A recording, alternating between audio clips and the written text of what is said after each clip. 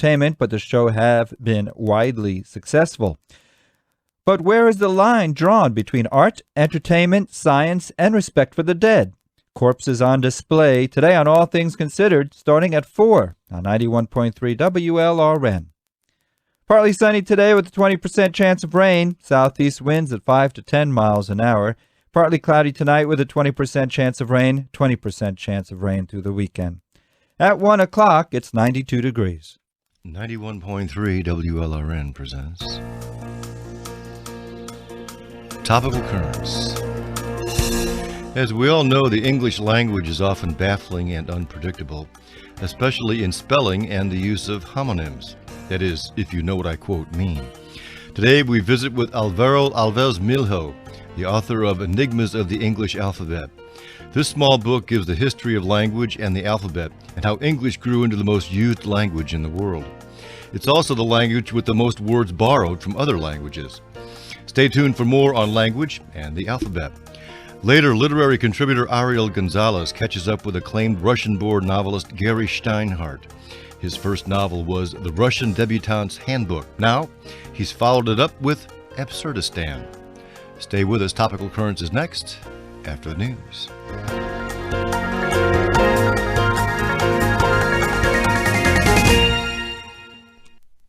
From NPR News in Washington, I'm Lakshmi Singh. Calling it a war with Islamic fascists, President Bush said today that a foil plot to blow up multiple transatlantic flights was proof that the U.S. continues to face terrorist threats. In Green Bay, Wisconsin, today Mr. Bush spoke after British authorities announced they averted a plan to detonate explosives and carry-on luggage on flights from Britain to the U.S. Again, I appreciate the close cooperation between our government and the government of the United Kingdom. The American people need to know we live in a dangerous world, but our government will do everything we can to protect our people from those dangers. British police say they arrested 21 people in London overnight. Interior Minister John Reid says police are confident the suspects include main players in the plot, but Reid warns there's more work to be done. This is an ongoing, complex operation, and we all believe we have taken the necessary precautionary measures to protect the public. The police and the security services, together with government officials, are working round the clock to prevent any further terrorist activity. That especially includes tightening security on flights. Britain stepped up security to critical, meaning an attack is expected imminently. In the U.S., the alert level is at its highest, red, for flights from Britain to the U.S., while other flights are at orange. The heightened security is causing major delays at airports across the U.S. In Denver, the wait at security checkpoints is an hour and a half. While lines remain long, NPR's Jeff Brady says most flights are arriving and leaving on time. Lines at ticket counters and security checkpoints look like they do during the busy holidays. Local media are advising travelers to arrive at Denver International Airport at least 3 hours early. The primary confusion appears to be what to do with items that are now banned in carry-on luggage. The Transportation Security Administration says liquids and creams must be placed in checked luggage. An airport employee was driving around with a garbage can for people to dump prohibited items. While nearly all flights in and out of the airport were arriving and departing on time, hundreds of travelers missed their flights this morning. Jeff Brady, NPR News, Denver. In the nation's capital, the subway system is increasing security today, and officials in New York are reporting business as usual. Looking at figures from Wall Street, the Dow Jones Industrial Average is up about 10.5 points at 11,087. The NASDAQ Composite Index is up about 5 points at 2,065. The S&P 500 is up about a fraction of a point at 1,266. From Washington, this is NPR News. There is renewed terror spread by a prison-based gang in the Brazilian state of Sao Paulo. The latest upheaval is highlighting the issue of security in Brazil as the presidential election campaign heats up. NPR's Julie McCarthy has more. Between Monday and Wednesday morning, more than 100 violent attacks against police and civilian targets had been carried out by the group known as the First Capital Command. From inside prison, the gang directs its operatives on the outside. In this third systematic assault in 3 months, they besieged buses, banks, car dealerships, and government buildings with crude bombs and gunfire. The recurring violence has presidential candidates on the defensive.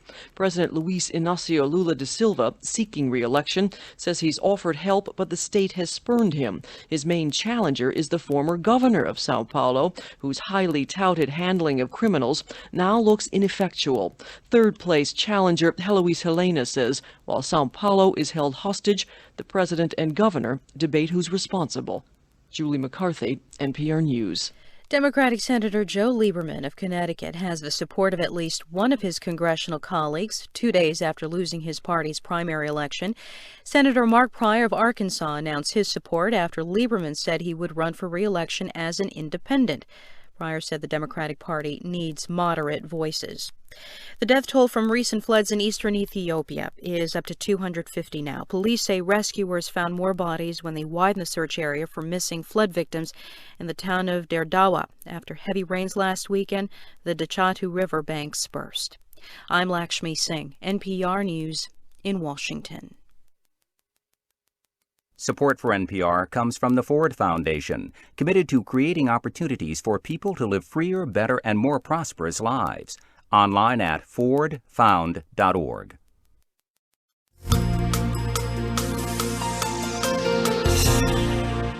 And we're back for today's Topical Currents. Joseph Cooper with you. 6 minutes past 1 o'clock on today's Topical Currents.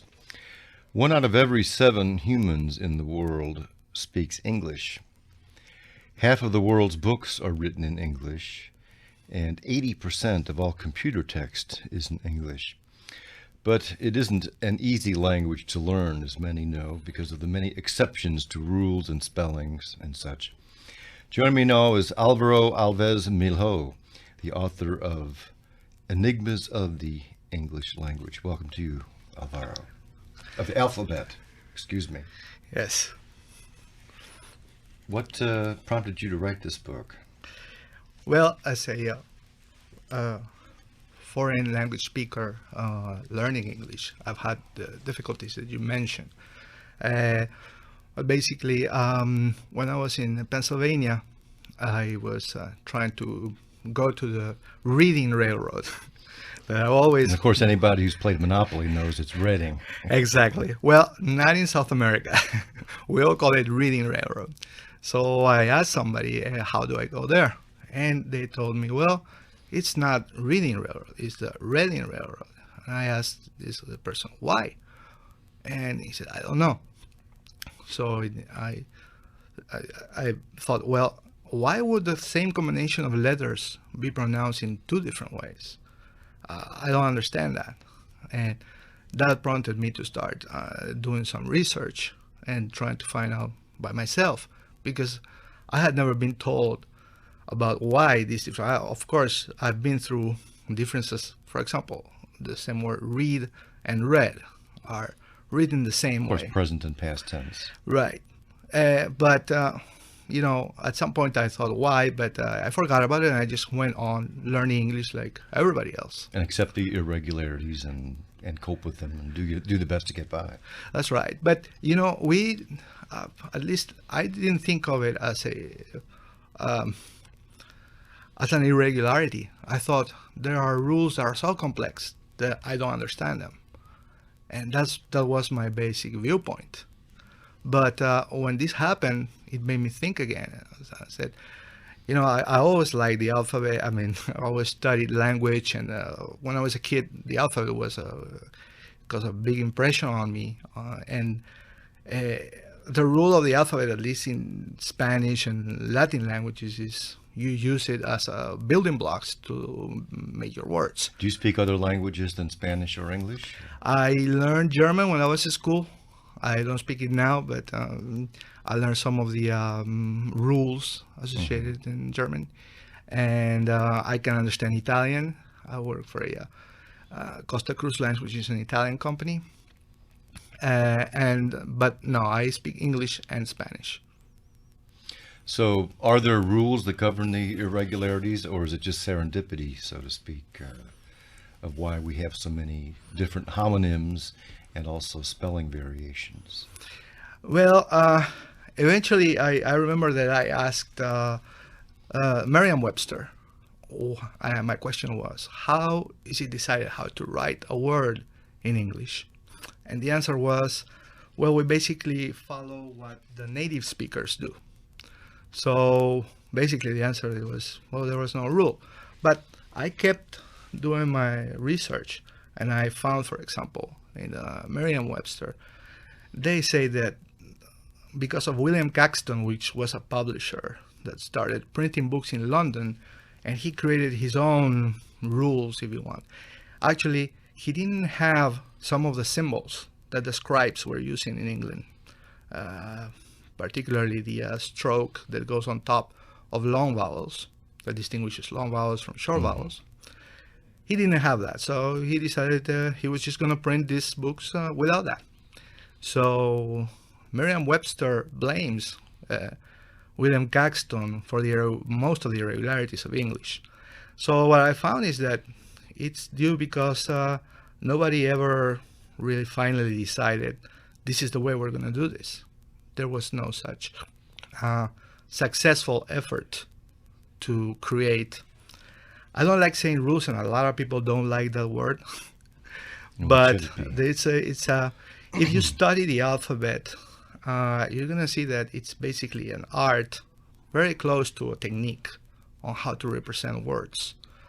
Well, I think in English, the main problem or the main cause of this situation was the great vowel shift. Vowel shift. The great vowel shift, which happened sometime in between the 15th and 16th centuries. And what happened was the vowels, which in Latin are a, e, I, o, u, and represent a particular position of the mouth, were changed to a, e, I, o, u. Now, according to David Crystal, in the Encyclopedia of the English Language, there's really no good explanation why this happened. There is basically more or less a mystery. But what happened is you have, when you say A, you will have a gliding sound that represents several positions of the mouth, not one. When you say E, well, that one actually happens to be close to a one position of the mouth. Then you say I, that's two, A, I, O, U, and EU. It's not even U, the long, it's EU. So this is different completely than the way the alphabet was defined since the times of the Greeks. The Greeks had alpha, and the sound was A. The first sound that is expressed, alpha, eta, omicron. So, and the Roman or Latin alphabet is A, E, I, O, U. So the alphabet was used to spell words based on the sounds. That's called phonetics. And now the alphabet actually goes back to the Egyptians, though. Is that correct? Well, no. The alphabet goes back to the Hebrews, basically to okay. If we talk about vowels, the vowels were first represented by the Greeks. They weren't represented before that. There is some kind of writing that the Egyptians used that was close to it, but it wasn't an alphabetic per se.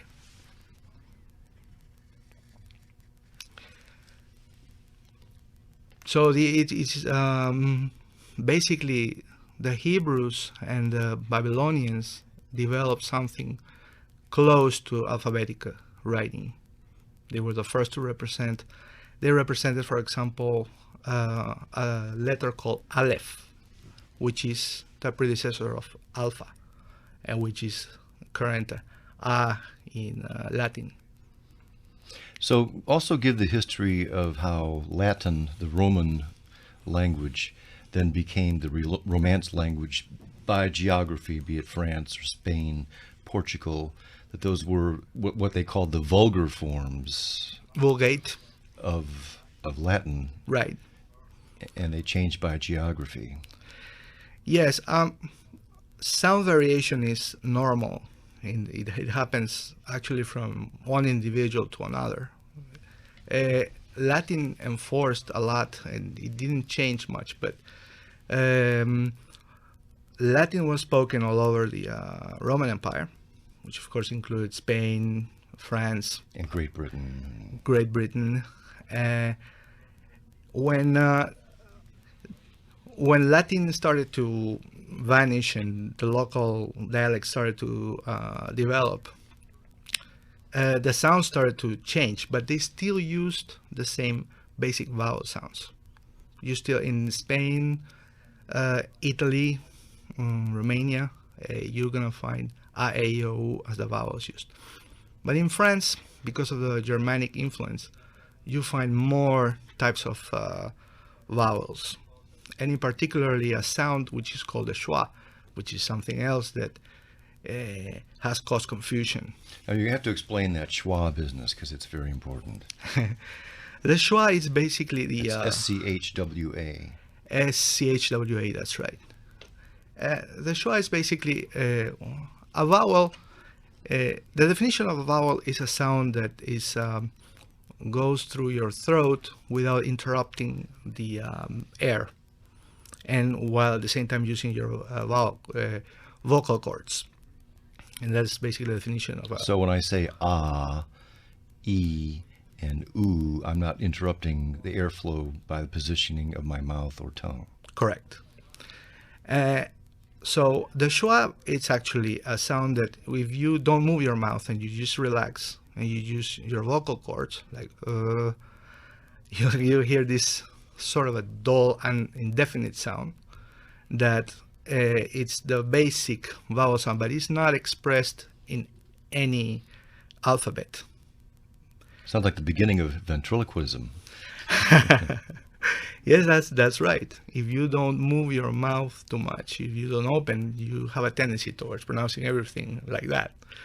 So now, when you say ah, of course, you are opening your mouth in such a way that that sound changes and it's resonates in a different way. So it evolves into a vowel. So we could say that the schwa, it's a basic vowel sound that evolves into the other sounds by the position of the mouth. Now, that sound, if you move your mouth a little bit, may sound like an ah, like you know, or if you close your mouth a little bit, it might sound like an a, like So it's difficult to identify, where the Latin vowels are very easy to identify because a, e, I, o, u, you cannot confuse those sounds once they are pronounced in the position of the mouth. My guest is Alvaro Milho. He's the author of Enigmas of the English Alphabet. Let's take a short break on our program. We'll be back with more.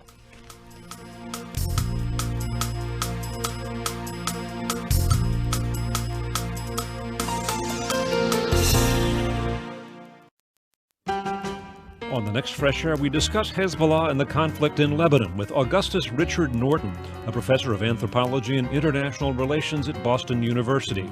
He's been writing about Lebanon for 25 years. Much of his work is focused on Shiite political movements. I'm Dave Davies. Join us for the next Fresh Air.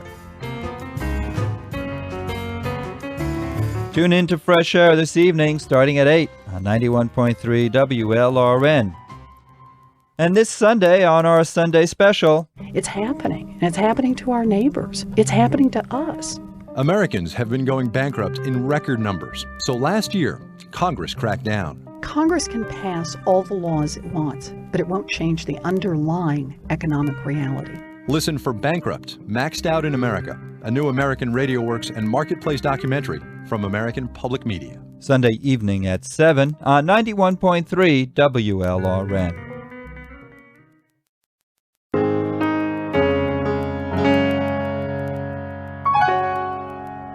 And we're back at 19 minutes past 1 o'clock. It's today's Topical Currents. Joseph Cooper with you. If you'd like to join in our conversation about enigmas of the English alphabet, you're certainly welcome. That number is 1-800-743-WLRN. 1-800-743-9576. And by email, that address is radio@wlrn.org. radio@wlrn.org. And we'll be glad to take your calls. My guest is Alvaro Milho. And again, his book is Enigmas of the English Alphabet. I have an emailer here. This is Frank. He says, if English is a tough language to learn, guess how difficult it is to become literate in Mandarin. I love Spanish, but I really love English, and I'm glad I don't have to maintain a machista gender context as I speak and write English. That is a point, that English doesn't have the gender factor that most languages do, most European languages do. Oh, but it used to. Old English used to have this. This is common to all the Indo-European languages. This is something that was lost, and I don't think it necessarily needs to have an emotional side of it. It probably just means that this is coming from old Indo-European language, and it's probably just a tradition. I don't think it has any meaning, but it was part of Old English. And when did that decline? It declined when the Normans conquered England and they established French as a language. They basically relegated English, and English started to change dramatically and simplify. Actually, Old English was much more complex than even Spanish. It had lots of inflections. I mean, because the French had conquered them, they made English sort of a secondary language of maybe the poorer classes? That's right. It was not used by the government. It was not used by the nobility, and only peasants were using it. So why would that make the genders disappear? They basically started to forget or to simplify the language. And obviously they come to the conclusion, which I would agree with, that it's not necessary to have an inflection on every single word that you pronounce based on a supposed gender. However, it is interesting to know that you do use some gender sometimes. Because, for example, you say, or in English, oh, look at that car, she is beautiful. Well, there's nothing she. You always refer to a boat as she, or an aircraft. Right, and I have heard people referring particular women to bugs as he's. So there seems to be something. What was that again? Flies, for example. A fly, he is bothering me. I've heard this. So I'm not sure there is a common usage rule for this, but I've heard happening. Again, our number, if you'd like to join in, I have some lines open. 1-800-743-WLRN. 1-800-743-9576. I've got Nancy in Miami. Hey there. Good afternoon. Hi. Hi. I had a couple of comments on some of the comments that had been made previously about the evolution of the alphabet. Mm-hmm. It derives, all Western alphabets derive from Phoenician. That includes the Hebrew, the Arabic, Sanskrit in India, and Greek, all the Cyrillic alphabet systems, as well as the Latin alphabet that we all use. And secondarily, I don't know, I didn't hear the first 5 minutes of the show, but one of the problems that we have in English, of course, is that we're not a phonetic language, but we once were. When the printing press was developed, which is when the rules of spelling were really codified, people were speaking Middle English, the language that Chaucer wrote in, mm-hmm. and it was 100% phonetic.